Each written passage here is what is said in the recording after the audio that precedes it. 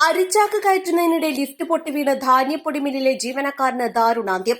മലപ്പുറം ഹാജിയാർ പള്ളി മുതുവത്തുപറമ്പ് സ്വദേശി വടക്കേ വീട്ടിൽ അഷ്റഫിന്റെ മകൻ അജ്നാസാണ് മരിച്ചത്. 23 വയസ്സായിരുന്നു.